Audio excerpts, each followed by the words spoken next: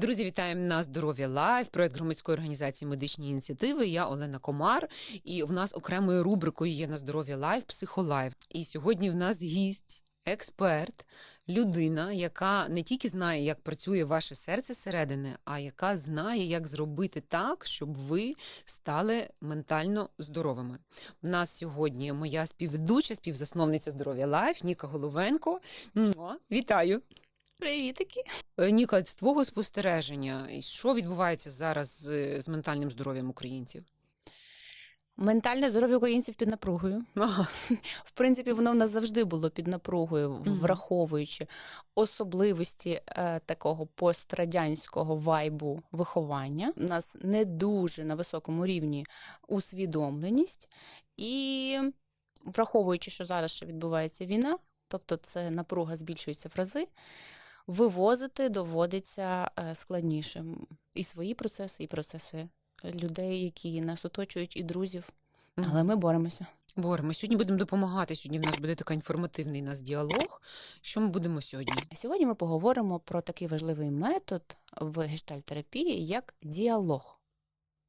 Ви, мабуть, всі чули, так, що нащо тобі той психолог? Що гроші на нього тратити? Піди з другом поговори, і все нормально буде. Піди з кумом зустрінься. А мені ж говорить, поговори зі мною, якщо хочеш. Так, поговори. Або мама каже, а що тобі, наш тобі ти психолог? В тебе є я, поговори зі мною. І ти такий, так, я півжиття з тобою говорю. І потрапила до психолога в результаті. Так, так же і є. І сьогодні ми спробуємо розібратися, чи справді діалог з другом може замінити діалог з психотерапевтом. Слухай, не так виділила оце слово «діалог». В чому цінність, власне, діалогу?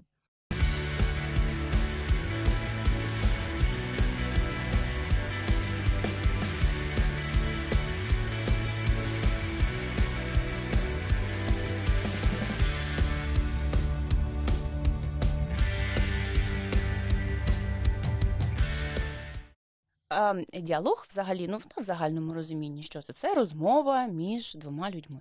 Люди обмінюються інформацією, якимись емоціями. Враховуючи, що всі ми, коли ми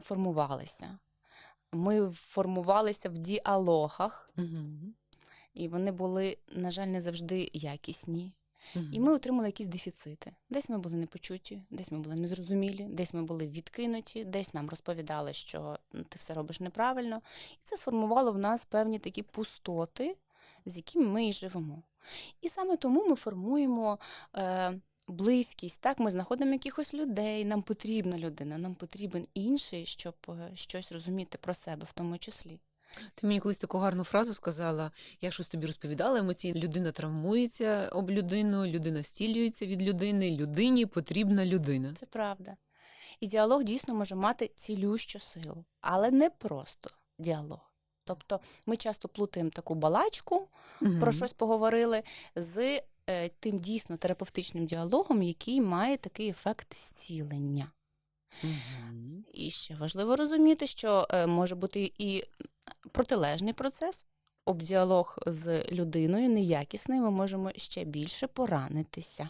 А ти для себе маєш відповідь на питання, в чому колосальна різниця в діалозі між другом і діалогом між професійним психотерапевтом, психологом? Колосальної різниці я не бачу. Тому що коли ми спілкуємося з психотерапевтом, зокрема, якщо я працюю в гештальт-підході, там зустрічається людина з людиною. І, по суті, друзі, близькі стосунки – це теж зустріч людини з людиною. Ми всі протягом дня отримуємо велику кількість різних діалогів. З знайомими людьми, незнайомими, і щось нам байдуже, а щось в нас відгукується, а щось нас емоційно якось торкається, а щось робить нам неприємність. І ми можемо навіть жити з людиною і вважати, що у нас є діалоги, але це діалоги які?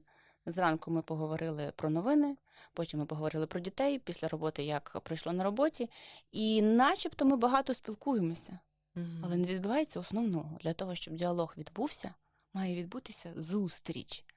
На цьому емоційному рівні, коли ми наче різні, коли ми ніби говоримо про різні речі, але я тебе бачу, я тебе чую, і ну, я тобі якось резоную в цьому. От на цьому моменті з нами починає щось відбуватися. Коли ми кажемо, ти мене розумієш, мені з тобою комфортно, мені з тобою приємно. Але все-таки гештальт-терапевтичний діалог – це не просто розмова. І в мене як терапевта є певні свої задачі. Тобто, коли я спілкуюся з клієнтом, я не просто задаю питання, як ж та сьогодні погода і настрій, і що там ти, нормально все? У мене є певна гіпотеза, так, що зараз відбувається, так, для чого зараз ця розмова. Я формулюю питання, щоб вони якось допомогли клієнту просунутися. І в цілому задача, ну, якщо така найповерхневіша, проста в розмові з психотерапевтом, це формувати в людині усвідомленість. Що я відчуваю, звідки я про це знаю, що я про це думаю, як реагує моє тіло, як я у зв'язку з цими знаннями вибираю, що мені підходить, а що ні. Тобто тут ти вважаєш, що друг не допоможе зрозуміти це? Треба професійний... Дивись, давай так. Якщо в тебе є такий друг, який готовий раз на тиждень 50 хвилин свого життя виділяти на те, щоб бути прям сфокусований на твоїх процесах, на твоїх питаннях, віддзеркалювати ці процеси, щоб ти відчувала і вносила якусь ясність в тому, що зараз з тобою відбувається. Друг, який буде спостерігати не просто те, що ти говориш, а як ти дихаєш, як змінюється твоя поза, щиро цікавитись, а що це зараз відбувається з тобою, мені цікаво, про що це. І ти будеш зауважувати, а дійсно, чому зараз це зі мною так. І це буде формувати певний розвиток і усвідомленість емоційного стану, і тим самим просувати якесь розуміння, що відбувається зі мною. Якщо в тебе є такий друг, тобі не потрібен психотерапевт. Але в друга немає задачі обслуговувати твої потреби в цьому. Він не зобов'язаний бути завжди вчасно, завжди на твоїй хвилі. Ну, по суті, взагалі стосунки – це ж я приходжу туди, щоб теж щось отримати. Так, дійсно, якщо я там емпатичний, дійсно ми на одній хвильці один одного розуміємо, я можу якийсь час, там, ти можеш на мене спертися, чи я можу якийсь дати відгук, але ну, друг теж може приходити і казати, а тепер ти мене слухай. А в тебе немає на це ресурсу.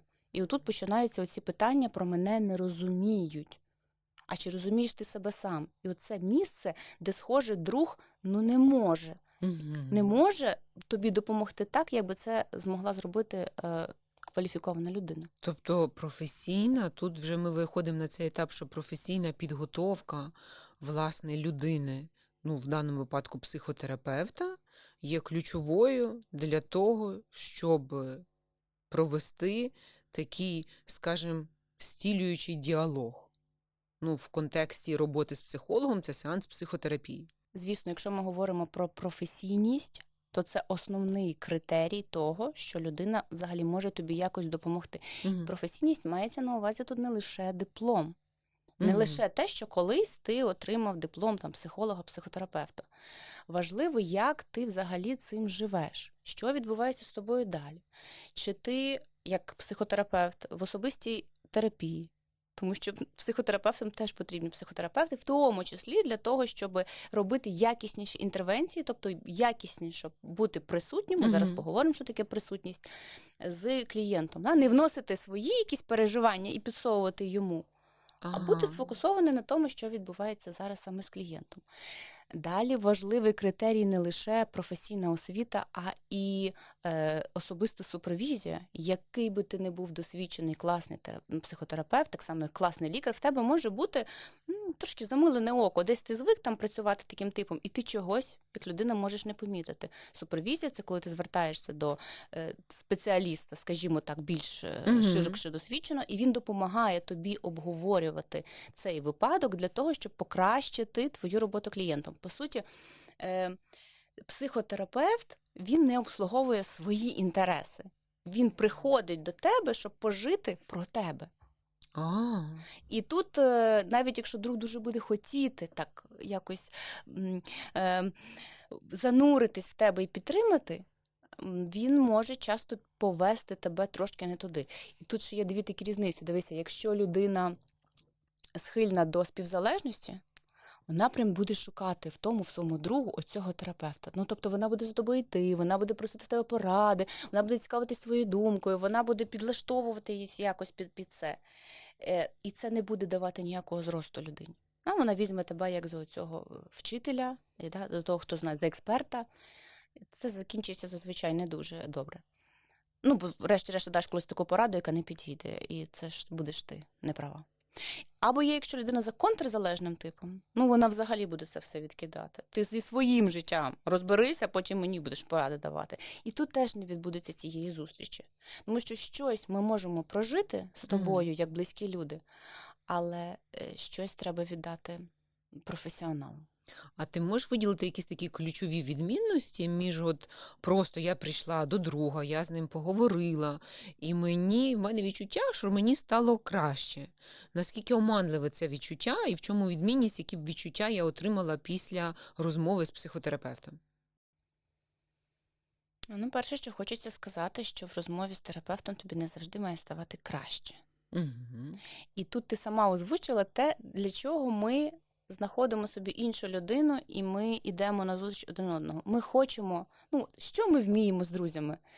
Проговорити, зняти напругу, відчути, та ти права, це вона така неправильна, з тобою все класно, ти мені підходиш, та? Чи він дурак, це він неправий, з тобою все добре. Да? Зниження напруги відчувається, це важливий момент, пліткування. Це чудовий спосіб, насправді, вигаданий людством для того, щоб знімати напругу. Та? Я переживаю щось про себе, а давай, а вона що? І ти наче в тому проживаєш, ви про щось пожили, і якось тобі наче стало легше. Дуже щастить, коли ви прям можете, якщо ви маєте людину, яка от прям приймає тебе такою, яка не каже, то кажи, то не кажи, тут мені забагато, чого ти така, так не говори, будь іншою. Якщо ти з людиною відчуваєш оцей стан, що ти і ти будь-яка окей, то тобі дуже пощастило. Тут друг тобі допомагає. Але в чому є велика відмінність? Коли ми сходимося з людиною в стосунках, чи в дружбі, чи в стосунках особистих, ми сходимося нашими «Боже, ми такі схожі! Ти як я, і ти як я! А що, в тебе теж дитина? І в мене дитина! А в тебе робота, і в мене!» І ми сходимося на тому, чому ми схожі. І потім рано чи пізно відбувається етап, де ми зауважуємо, в чому ми різні. І іноді ті різності можуть просто лякати. Зазвичай ми виросли в тому, що ти мені не зовсім підходиш, нам казали батьки, вчителі, щоб я тебе умовно любив, ти маєш робити раз, два, три.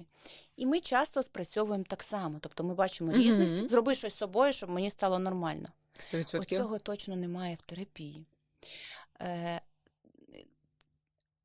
Я, як психотерапевт, бачу дуже різних людей з дуже різними і особливими способами взаємодії. Тобто я прямо орієнтую, що як ти функціонуєш, от я взагалі інший. Але мені не треба тебе міняти. Тобто в мене є оцей стан прийняття, я приймаю тебе таким, ти маєш право приймаєш його бути. на годину чи її? Не зовсім. Ми ж не даремно це називаємо клієнт-терапевтичні стосунки. Тобто протягом часу в нас розвивається, це дуже особливі стосунки. Вони не схожі на стосунки друзів, вони не схожі... Так, в нас можуть бути проекції батьківські і якісь відчуття, що ти мені як мама, якої не було. І тут відбувається теж зцілення. Так? Коли мама мене завжди не приймала, терапевт скаже, мені так подобається, як ти це робиш, мені ти підходиш. І тут відбувається вже терапія на цьому моменті. Ще що відбувається важливо в діалозі, це банально це оцей сеттінг, що кожного четверга в 15:00 ти приходиш і тебе фізично чекає людина. От вона прям прийшла пожити твоє життя, твої процеси, твої переживання, будь-які. Знаєш, як буває часто такі клієнти, ми їх називаємо дикі, ті, які от прям не торкнула ще їх терапія, вони починають розповідати і кажуть, я нормально говорю, так? А я якийсь ненормальний? А зі мною все нормально? Вони ніби чекають, вони сумніваються в тому, що коли їх просто ти слухаєш, ти прям слухаєш емоційно, включено, що ти серйозно зараз? Бо це якось незвично для мене, що ти мене сприймаєш. І тут починається зцілення, навіть вже в цьому моменті. Ще важливий пункт в діалозі – це присутність. Ага. Якщо повертатися там до Фрейда, то його прив'язаність, там, за його словами, формується в тому числі здорова прив'язаність за фізичної присутності матері. Це прям важливий критерій. Ну, фізично нема мами, з дитиною щось статися може. І навіть таким чином, коли ти приходиш, а терапевт є. От ти завжди приходиш, а він сидить, тебе чекає. Ти там захворів, тебе не було. Ти повертаєшся, а він тебе чекає. Ти там щось прийшов, бо емоційний сказав, ви мені не підходите, ви мене не розумієте. Пішов, приходиш, а він знов є. І тут, на цьому етапі, теж може відбуватися такий етап зцілення оцієї ранньої травми прив'язаності. Те, що може бути теж з другом, це така емоційна включеність, так? Коли ми буває на одному вайбі, ми розповідаємо, або ми разом сумуємо. Це теж можливо. Але повторюся, що друг не зобов'язаний бути на одному вайбі з тобою. Та в якийсь день він буде дуже ресурсний і тебе вислухає, а інший день він не готовий тебе прийняти. І ти будеш ранитись об це. Особливо, якщо в тебе є там певні очікування і певне уявлення, що якщо мене зараз не хочуть чути і бачити, значить зі мною щось не так, ти мене не любиш. Терапевт завжди включається з людиною емоційно. Він завжди включений. Я співпереживаю, ми співналаштовані. Тобто розповідає щось клієнт, а я зауважую, що зі мною в цей момент. І в мене таке було. Я спершу не вірила. Як так, коли я тільки попала до гештальт-терапевта, мені завжди здавалось, це моя особиста така психотравматизація, що не може бути так, що мені нічого не треба робити, а ти сприймаєш мене серйозно. Ні, щось тут не те. І має прям пройти час. Якщо ми говоримо про терапевтичні стосунки, іноді потрібен час, щоб я тобі повірила, що ти серйозно. Wow. І тому, коли ми говоримо про тривалі стосунки, вони не схожі на інші, але в них ти можеш пробувати вперше доживати ті кусочки, яких ти не отримав там. От прийти позлитися, а тобі не скажуть, закрий рот і мовчи. Тобі скажуть, я бачу, ти зараз злишся. А що зараз з тобою відбувається?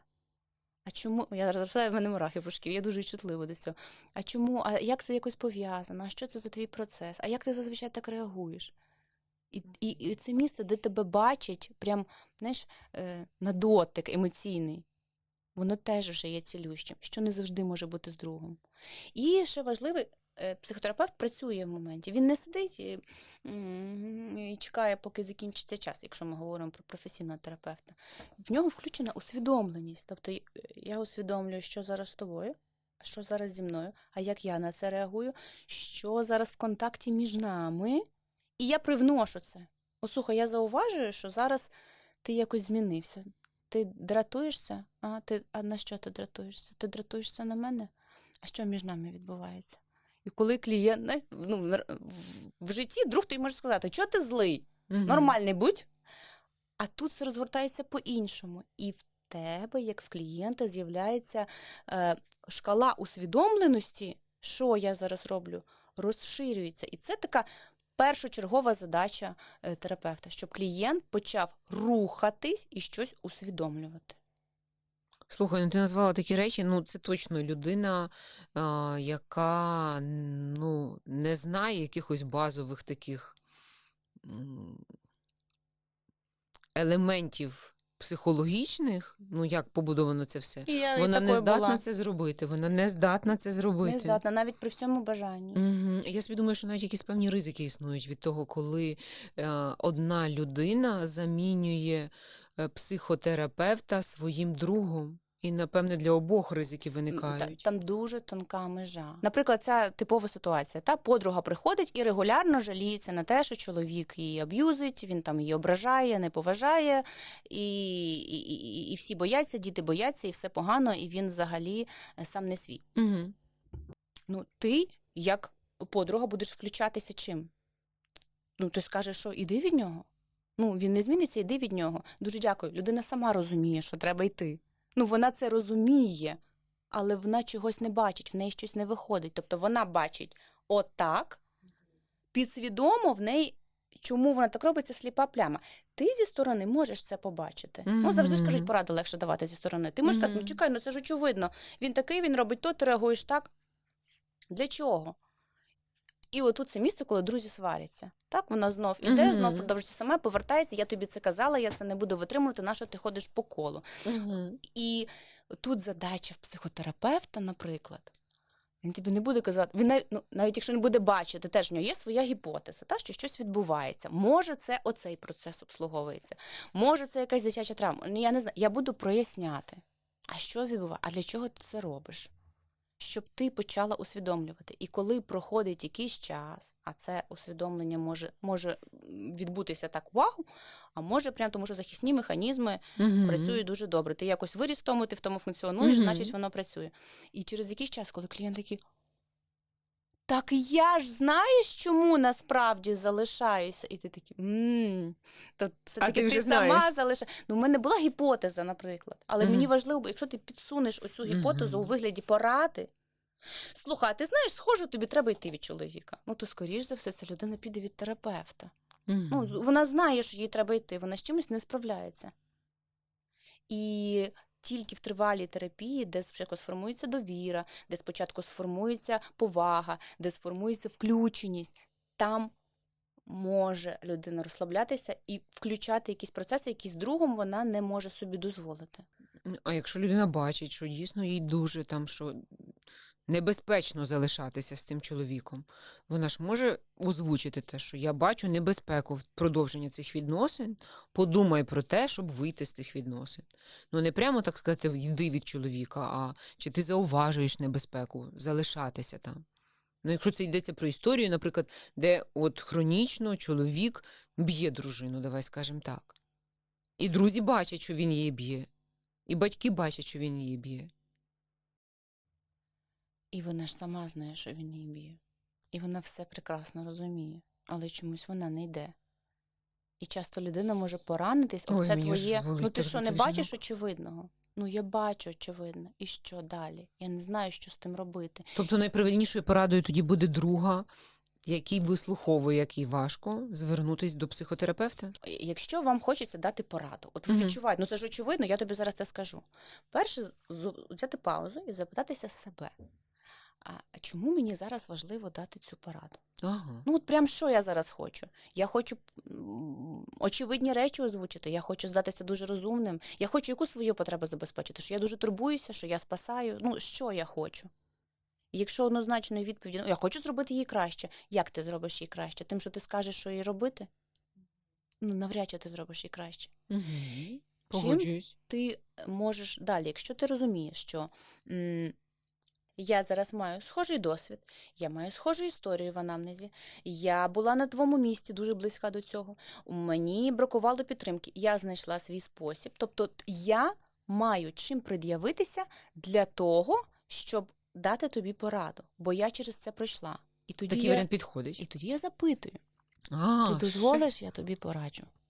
Завжди запитати, правильно? Ну, тому що людина може не хотіти від тебе чути. Вона може б твою пораду, якщо вона знає, що вона їй так погано, всі їй нагадують про те, що погано, вона буде часто відсторонюватись від інших людей і шукати того, хто просто її буде слухати. І нічого не робити. Тобто важливий момент взагалі в даванні порад, до речі, існує така загальна фраза, що психотерапевти не дають порад. Це справді так, але є нюанси. Дійсно, підсовувати пораду, слухай, ну це ж зрозуміло, що ти алкоголік, бо ти приймаєш часто алкоголь. Не роби цього. Це не спрацює. Ну, це взагалі неефективно. І підсовувати поради, а чи не знаєш ти, що від твоєї поведінки страждають твої діти? Це теж підсилить сором, бо він знає це. Це підсилить відчуття якоїсь неповаги, зневаги до себе. І це теж не буде продовжуватися якийсь процес.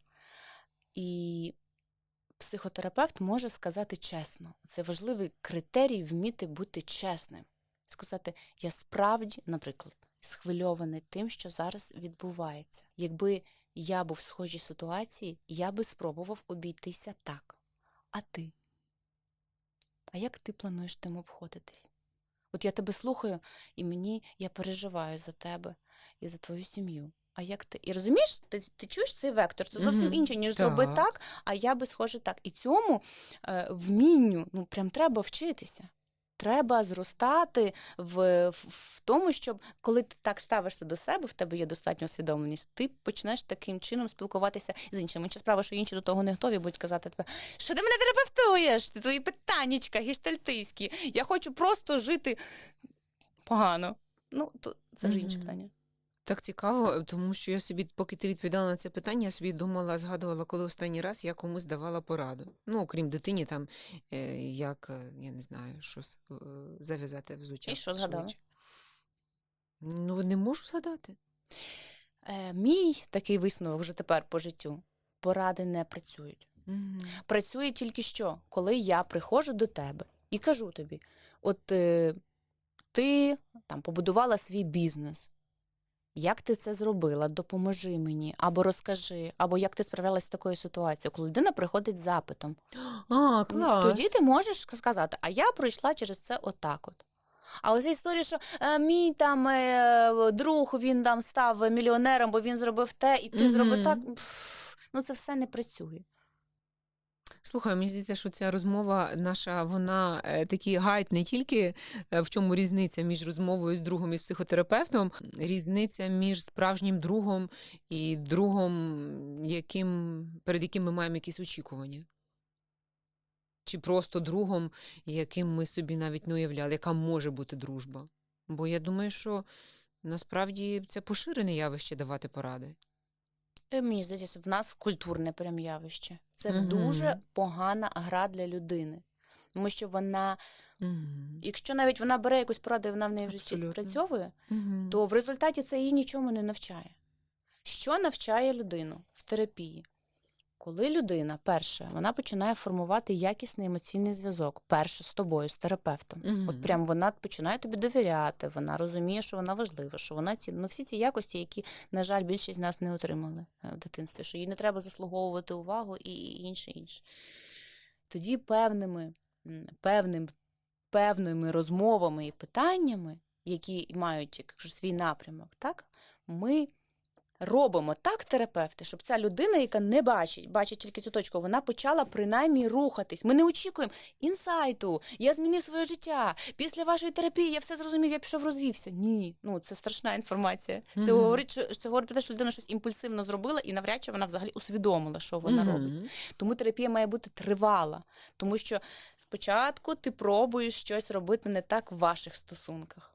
Я на тебе розізлюсь. Ти будеш зі мною далі, так? А я щось розкажу тобі отаке про себе, яка я безсоромна. А ти будеш окей це сприймати, не будеш мене осуджувати. І раз за разом в тих стосунках ти починаєш проявлятися по-іншому. Кожен раз питанням терапевта в тебе починає з'являтися усвідомленість. Що зараз відбувається? Да? От, що зараз з моїм тілом? Що я говорю? Для чого я це роблю? Для чого? Яка в мене мета? Що я хочу насправді отримати за цю свою поведінку? Це колосальна робота. Це робота працювати раз за разом над собою. Потім терапія відбувається між сеансами. Тобто в діалозі з терапевтом піднімаються якісь, концентрується напруга. Так, знайоме таке. А потім ти йдеш з тим жити. І якось тим обходити. І зауважувати, як ти з тим обходишся насправді. Це, до речі, твоє питання, чи завжди після розмови з терапевтом, з другом має бути полегшення? Ну ні, якщо ми приходимо до друга розслабитись, ми сміємося, про щось говоримо, і якщо пощастить, отримуємо полегшення. Інколи ж ти приходиш після зустрічі з другом, такий, що я туди взагалі пішов? Що це відбувалося? Бо ми, знаєш, по стандарту про щось говоримо, про типові речі, які взагалі, можливо, тобі вже не цікаві. А терапія спочатку зазвичай, ну, крім якихось особливих процесів, зазвичай ти себе відчуваєш почутим, таким зустрінутим, тебе не сварять, тебе не критикують, і ти відчуваєш дійсно полегшення. Якщо ми продовжуємо терапевтичний процес, моє завдання – не давати тобі мотивашки. Ти молодець, давай, ю! Моє завдання, щоб ти починав усвідомити глибше і глибше, що тебе не влаштовує в тому житті, як ти це робиш. І іноді ми зустрічаємося з переживаннями, які, на що я це про себе тепер знаю. Ну, неприємно дізнатися, що насправді ти там алчна, що ти любиш гроші, Я ж не така, мама мені казала, це погано. І ти виходиш від терапевта, ви маєте виходити, ну, хоча б такі трохи напружені і в такому замішательстві. Щось відбулося. Але інколи ти можеш закінчувати з тяжкими неприємними переживаннями. І це теж частина процесу. Тобто діалог з другом. Ми не хочемо спілкуватися з другом, щоб піти такі, типу, ми хочемо повзаємодіяти і щось отримати. З терапевтом ти взаємодієш через нього з собою. І якщо в тобі є оця чорна діра, рано чи пізно ти її зустрінеш. І це не буде приємно. Але терапевт допоможе тобі це витримати. А друг? Друг не завжди може бути готовий до того. Є речі, які другу і близькій людині краще не знати. Наприклад, для чого знати людині, що, а ти знаєш, я усвідомив, що я використовую людей для того, щоб відчувати себе цінним, і з тобою я взагалі-то теж так собі. Мені важливо, щоб ти був біля мене і робив те, що я хочу, і я не впевнена, що я вірна тобі як друг. Це твоє переживання. Тут треба запитати, для чого я це зараз розповім другу. Друг може поранитись об це? Друг же не знає, що відбувається, які там з тобою процеси. Є інформація, яка має залишитись в діалозі з психотерапевтом. Слухай, там в мене наступне питання було підготовлене для тебе. Як визначити, коли емоційної підтримки друга недостатньо час до психотерапевта? Але я вже собі зараз думаю, що це навіть не те, що не можна замінити другом психотерапевта, а що це прям небезпечно замінювати другом психотерапевта. Точно. Один з критеріїв, мені здається, дуже важливих, от коли треба до психотерапевта, і коли це прям це місце, де людина не зауважить. Дивись, давай не так. Що людина зауважить? Якщо людина, в принципі, окей, в достатньо непоганих стосунках зі своєю чуттєвістю, так, достатньо щось аналізує і якось не дуже життя її сильно побило, які критерії піти в терапію? Мені не вистачає чогось. Так? Мені не подобається якість моїх стосунків, чи мені не подобається, я роблю щось раз за разом, мені не подобається, як я обираю роботу, мені щось в моєму житті не подобається. Я хочу усвідомити, як я це роблю і що я можу змінити. Простий критерій. Наступний критерій – це коли часто людина не визнає. Коли вона починає роль капелюшок психотерапевта, умовний, надягати на всіх, хто її оточує. Наприклад, ти мені друг? Якщо ти мені друг, то я тобі маю подзвонити в 3-й ночі, а ти маєш приїхати мене рятувати. Ой, мені здається, що це таке більш для молодого віку характерно. Ні, абсолютно не завжди. Оце от ти друга на бабу проміняв. Розумієш, ми ж з тобою друзі, дружимо півжиття, а ти тепер, жінка сказала, що так, і ти це робиш. Підкаблучник. Людина травмується тут щиро, вона може щиро це бачити, тому що в неї на тебе якась вже інша роль одягнута. Так. Для того, і щоб... очікування, знову ж таки. Звісно, або історія, коли мати, наприклад, використовує дитину, як би це не звучало жахливо, але так, люди це роблять, використовувала дитину як втягнуту в процес стосунків своїх з батьком. Іди скажи татові, що я там той. Іди не кажи татові, що ми там той. Побудь зі мною, мене пожалій, ти бачиш, яка я ображена. Тобто ти змінюєш ролі і віддаєш їх взагалі не тим людям. Але ти хочеш, щоб всі ці люди обслуговували твої потреби. А людина свідомо це робить? От, наприклад, оця історія, що іди скажи татові, а я на дитину перекладаю. Так, свідомий процес, вона розуміє, що вона робить. Це свідомо. Вона ж ротом це говорить. Єдине, що вона взагалі не усвідомлює, для чого вона насправді це робить. Що там насправді з нею відбувається, що вона дитину робить старшим над собою, який має її захистити. Заміна ролей. Або вона взагалі використовує дитину як інструмент, або як інструмент досягнення цілі, ці всі нарцисичні. Або як робочу силу. До речі, так, дивися, оце так культурально в нас було, в селах народжували велику кількість дітей, тому що ми так любимо нашу сім'ю, тому що потрібна була робоча сила. Бо вони родилися, і вони мали працювати і допомагати, у них були інші задачі, не дитячі задачі. І ще один критерій, коли людині треба до психотерапевта, і тут навіть близька людина може обережно залучитись, це коли в людини тривала зміна стану. Ну, тобто більше 2 тижнів людина стабільно, або в неї апатія, або вона депресивна, або, ну, тобто завжди вона ставилась до життя якимось там таким емоційним чином. Тут в неї пішло все в протилежне. Чи людина стає надто агресивною, чи нервовою. Тобто вона не, як нас кажуть, не в собі. Та? Щось з нею відбувається, вона була от така, і щось з нею відбувається явно не на користь, що їй йде. І тут теж такий момент. Ти можеш чого точно не але казати. тут ми виходимо на пораду, що прийдеться дати Так, пораду. Так, але знайти їй форму. Пораду такий ненормальний став, або тобі треба до психіатра, або слухай, може тобі якісь таблетки попити? Ну, оце порада буде все. Тільки буде побільшуватись конфлікт, то людина ще більше буде почуватися якоюсь не такою і не буде слухатися цієї поради. А якщо у вас достатньо довіряючі стосунки, і ти скажеш, я про тебе турбуюся, я зауважую, що ти якось змінився, я хвилююся, я не знаю, чим тобі допомогти.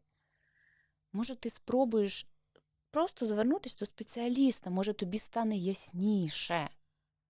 Ну, людина, в принципі, такий посил має почути, дослухатися, але вона може цього і не зробити. І тут ти, в принципі, безсильний. Слухай, а якщо ця людина, якщо ми вже бачимо, що все-таки вона дослухалась до себе, до якоїсь прям супер ідеальної форми подачі рекомендацій сходити до психотерапевта, але от вона під час сеансів психотерапії вона не залучена. Вона очікує щось від психотерапевта, що він дасть їй чарівну підтаблеточку, що він їй дасть рекомендацію, або що просто, я не знаю, якісь очікування в неї є, а сама включатись в процес, от вона не хоче. Може бути з цього ефективна робота з психотерапевтом? Ні. Взагалі? Взагалі. 50% залучення терапевта в вашу роботу, 50% це робота клієнта. Я можу багато чого спробувати для тебе зробити, я не можу за тебе зробити твою роботу. Я можу тобі допомогти, я можу тебе підтримати, я можу з тобою, але я не можу зробити це за тебе. Це неможливо. Людина, яка не хоче в терапію, вона не прийде туди. Або вона прийде, вона там не залишиться. Ну, тому що це складна робота. Те, що я говорила, ти переживаєш неприємні якісь події, щось з тобою відбувається. Якісь травмуючі, такі дуже. Якісь відчуття сорому в тебе згадуються. В мене особисто, я тривала вже в терапії і в терапевтичних групах. Ну, тобто в мене ці процеси залучені з різних сторін. У мене був етап, прям довгий етап, коли мені настільки було паршиво, що чесне слово, якби я просто не знала, як працює терапія і що цей етап погано, це теж важливий етап, який треба прожити, я би пішла. Ти б залишила? Я би пішла, тому що я не розуміла, ну що це таке? Я приходжу, щоб мені стало нормально, а мені гірше і гірше. А мене ще занурює і занурює. А я не знаю, нового способу ще немає. А я не знаю, що з тим робити. І я така, нащо мені це все було? Ну нормально ж було. Ну не дуже нормально, не дуже мене влаштовувало. Але хоч не так, і це не кожен готовий витримати. Часто такі клієнти, які приходять, такі ту-ту-ту, я хочу до психотерапії, чого, ну не знаю, бо всі ходять, це так зараз популярно, я теж хочу. І якийсь час там ти працюєш, поки ви співналаштовуєтесь, знайомитесь, ви ж теж знайомитесь, ви ж теж разом починаєте будувати, ну все як в звичайних стосунках. Близькість формується, теж має пройти якийсь час. І от поки так ніби приємненько все, я такий, Боже, мені так стало добре, я так чекаю, що ви мені щось скажете, і мені ще стане легше. Коли ми доходимо до етапу, не виходить чому, а чому насправді, і починаються оці неприємні переживання, розуміння, що в мене не виходить. То, від чого я ховався, стає явним. І людина така, мені треба взяти паузу, мені треба піти, мені треба взяти дистанцію, я не готовий. Або просто, якщо людина усвідомлена, вона приходить і каже, я не можу продовжувати терапію. Мене це напрягає. Якщо людина має цей рівень усвідомленості і підтримки, щоб прийти це принести, ми це можемо розгорнути, це може початися взагалі інший процес, чому насправді, що я уникаю в наших стосунках. Слухай, я от слухаю тебе, і в мене дійсно є в оточенні люди, які категорично не сприймають психотерапію як ефект реальної робочої схеми для допомоги самому собі. От як достукатись до їхніх сердець? Чи є такі люди, наприклад, які точно ніколи, от ти бачиш, що вони точно не підуть в психотерапію? Ну, по-перше, тут, напевно, важливо сказати, що психотерапія підходить не всі. Ага. Ну, абсолютно. Є люди, яким, по-перше, є різні методи в нас на ринку України, а по-друге, і ти можеш підшукати щось своє. По-друге, що треба знайти того терапевта, з яким ти Так. будеш якось резонувати гармонічно.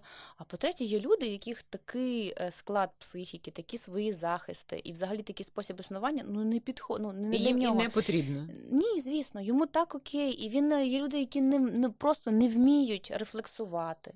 Ну, вони не вміють це все проживати, вони не хочуть того, в них інший взагалі якийсь склад чуттєвості. Слухай, ну це так важливо, бо я реально думала, опираючись на свій досвід, бачиш, тут які виявлення, що от, ти бачиш, що людина там йде по колу, одне і те ж говорить, одна і та ж проблема, і вона роками, це ж люди близькі, і ти тільки підіймаєш тему психотерапії, типу, куди гроші? У мене що, нема куди гроші викидувати? Дійсно, це супротив, який ніхто не відміняв його нікого. Угу. Це внутрішній стан, де ти наближаєшся до зони, яку моя психіка дуже сильно оберігає.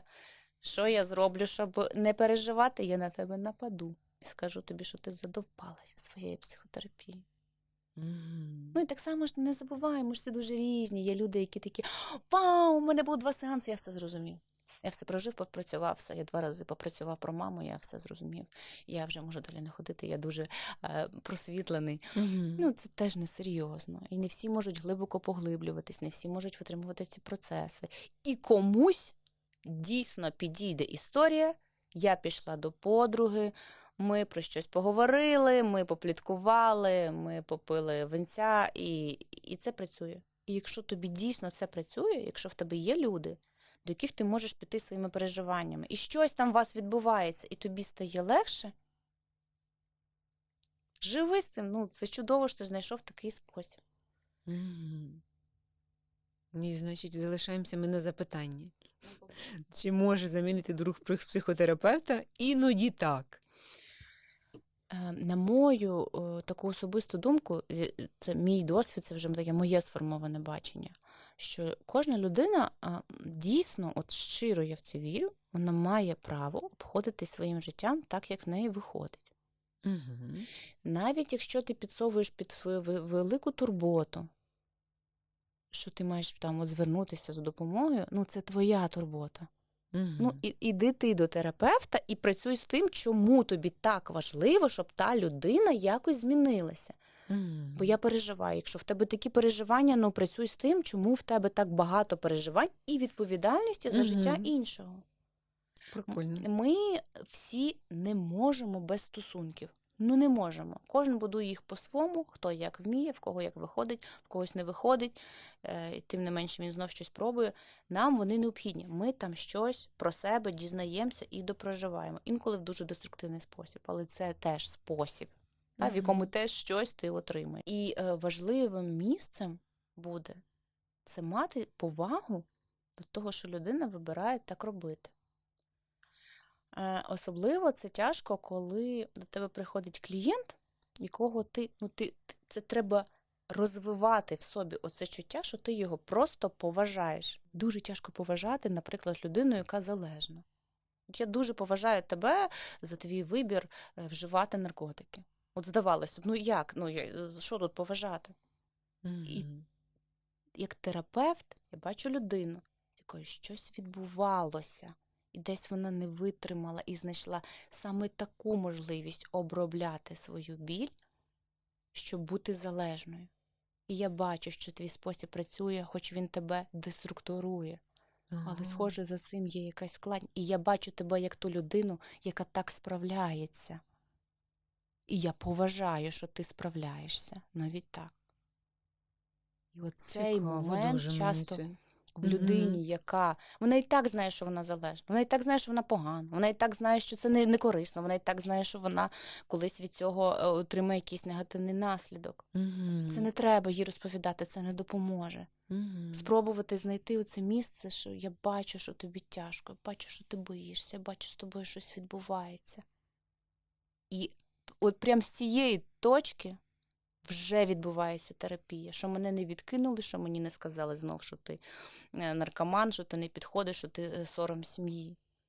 Ця повага, це все, що мені здається, що ми маємо прям вчитися всі цього. Дозволити іншому бути іншим. Дозволити йому не йти до терапевта, бухати з друзями, бо він так справляється. Він так справляється. Я в терапію прийшла взагалі-то в 35 років. Хоч до того я вже цікавилась, і мені в особисту терапію, так, я щось про це читала. Якось я була до того не готова. Мій час тоді ще не прийшов. Мені казали, що є такий спосіб, я така, це в мене було б цікаво, але чомусь я ж того не робила. І що тоді? Мені засуджувати себе тут, що ти не пішла раніше? Бо тоді в мене не було ресурсу на це, можливостей. Тоді я не могла знайти цю підтримку для себе. І поважати, що кожен має свій ритм і кожен має свій час.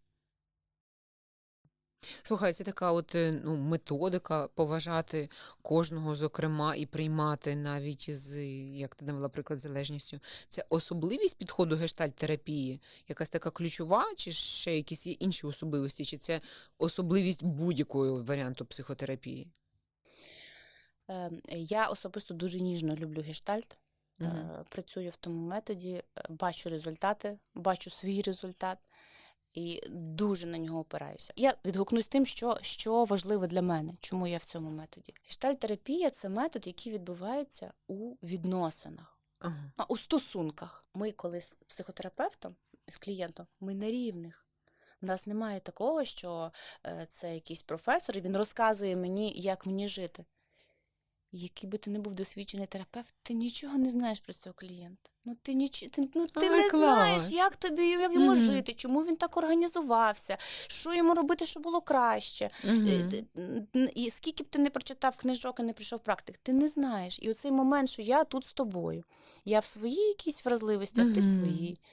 А в мене такий шлях, а в тебе такий. А як ти тут, як ти живеш? А як в тебе це відбувається? Як ти про це знаєш? Цікаво. А що ти робиш таким чином? А як це відбувається з тобою? А для чого ти це робиш? І ці питання, які стимулюють у людини не «я тобі розкажу, як ти це робиш, послухай мене», а те, що схоже, ми справді такі, як люди, зустрічаємося. Це унікальність гештальт-терапії? В тому числі. Ще важливий пункт для мене, що гештальт-терапія – це не директивний метод. Тобто, що означає, я не знаю, що тобі робити. Я не розписую тобі по пунктам, я не назначаю тобі домашнього завдання немає? Немає. Ні, якщо людина інколи просить, каже, як мені це практикувати, то я можу їй сказати, дивись, спробуй сьогодні, що відбулося. Я усвідомив, що як я роблю це і для чого. Спробуй зауважити протягом тижня, де ти ще це робиш. Якщо людина хоче, вона це робить. Якщо не хоче, деяких людей слово «завдання» просто вводить в ступор. Тому що, Боже, знов треба робити. Я прийшов туди пожити, а я не вигожу і не виконав завдання. Тут важливо, що це не історія, як я лікар, я вчитель, я тобі розкажу. Директиви немає. Ми з тобою двоє на рівних. І ще дуже важливий момент. Я не можу нав'язувати тобі те, що правильно. В клієнта завжди є вибір. І якщо ти вибереш залишитись там, де ти хочеш, клієнт каже, а я не хочу далі. А я не хочу розвивати. А я відчуваю, що я не хочу в це йти. Я не скажу, ти маєш це прожити для того, щоб... Я не знаю, людина не хоче. Все, ми тут зупиняємося. Клієнт завжди має вибір. Я не буду йому директивним якимось. Ти зроби так, і ти відчуєш, що ти краще. Я не знаю цього. І, мабуть, те, що найбільше мене надихає в гештальт-терапії, це сам те, як побудовано навчання психотерапевта.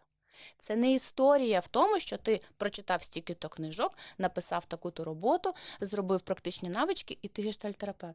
Все навчання починається, перший ступінь, згодом другий ступінь, з групової терапії. У нас є група, у нас є тренер, і ми не просто вчимо якусь тему, ми вчимо тему, а потім ми представляємося собою, Ми робимо вправи, де я ділюся, усвідомлюю щось про себе, ми взаємодіємо. Тобто вся практична частина направлена на те, щоб твоя особистість змінювалася.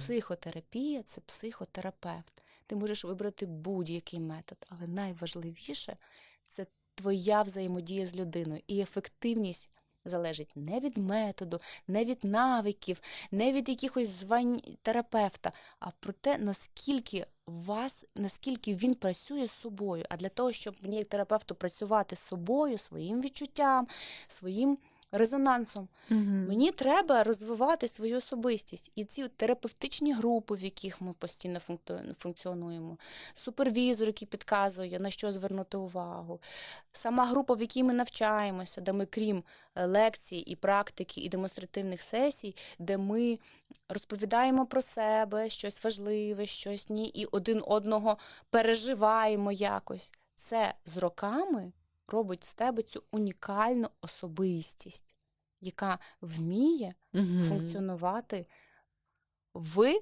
клієнт-терапевтичному діалозі. Це не означає, що в житті я така ходжу і така, я відчуваю, що зараз ти живеш про це. А що це зараз було? Ти мені розказуєш, тра-та-та-та-та-та, про що це для тебе? Спробуй відчути. Тобто, я не практикую це. Я можу бути звичайною людиною, я можу злитися, я можу говорити дурниці, я можу тобі як другу сказати, та забий на це, що ти? Чого я ніколи не скажу в терапевтичному кабінеті. Тут теж от різниця між цим і цим. Звісно, ти маєш усвідомлювати, де ти працюєш з собою, а де ти просто жива людина. Вау.